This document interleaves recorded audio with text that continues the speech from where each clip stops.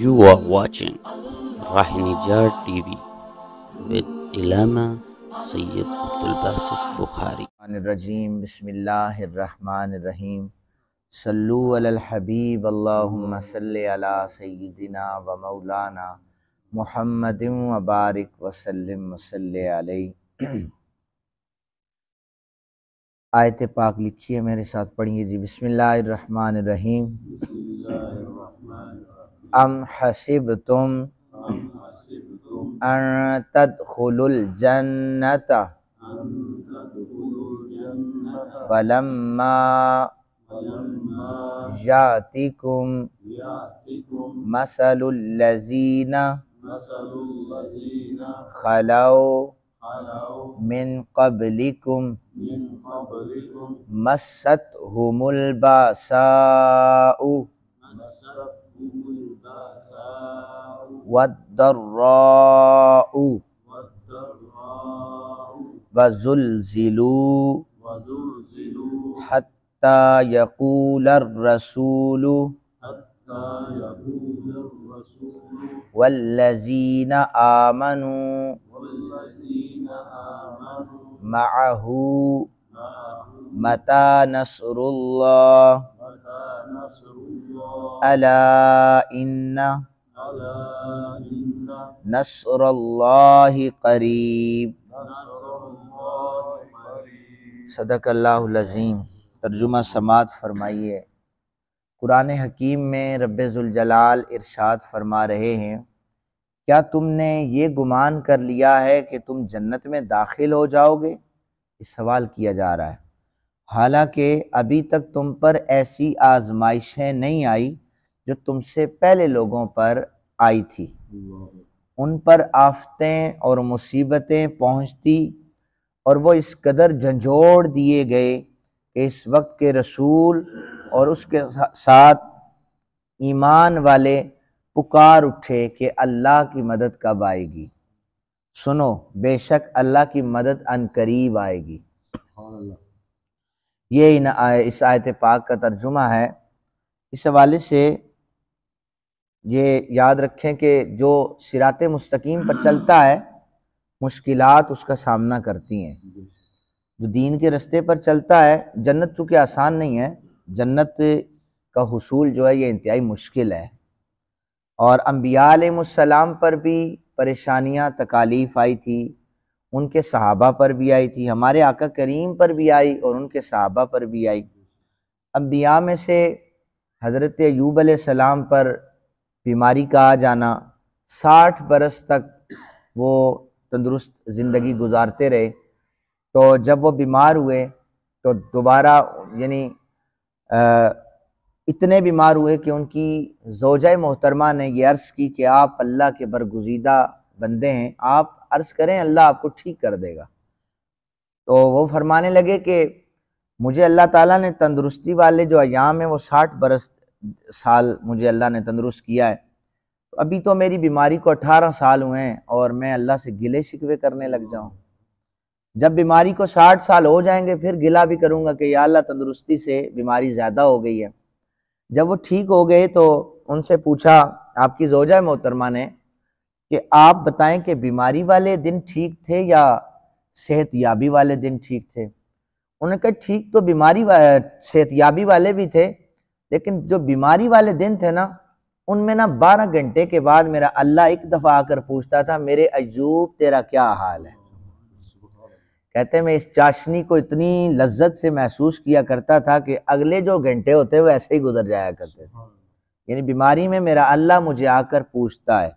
हमें तो बीमारी में खुदा याद आता है, परेशानियों में खुदा याद आता है, परेशानी और खुशियों में तो हम अल्लाह को याद नहीं करते।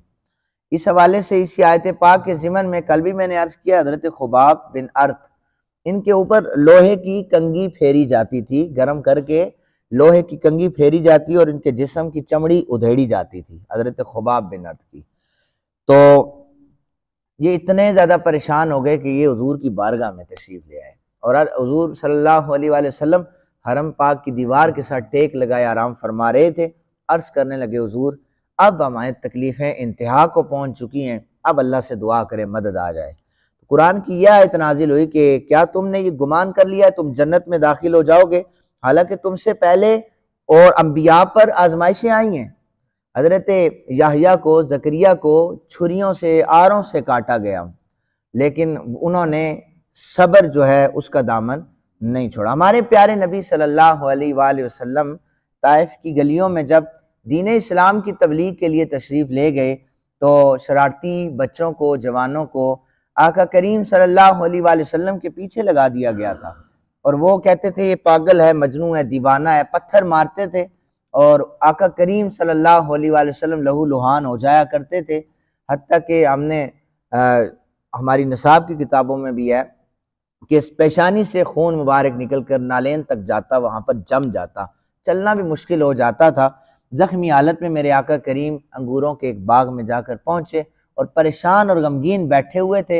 हज़रत सैयदना जिब्रील आ गए और अर्ज़ करने लगे, आका अगर आप इजाज़त दें तो मैं 2 पहाड़ों के दरमियान इन्हें कुचल दूंगा। तब भी मेरे आका करीम ने फरमाया था, मुझे अल्लाह ने इन सब के लिए रहमत बना कर भेजा है।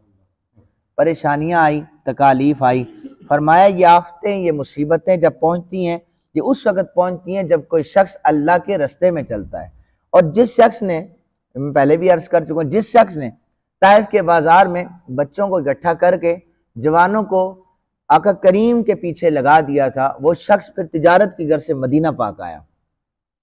मेरे आका करीम सल्लल्लाहु अलैहि वसल्लम को खबर हो गई, फलां साहिब आए हैं जिन्होंने ताइफ की गलियों में मेरे साथ ऐसा सलूक किया था।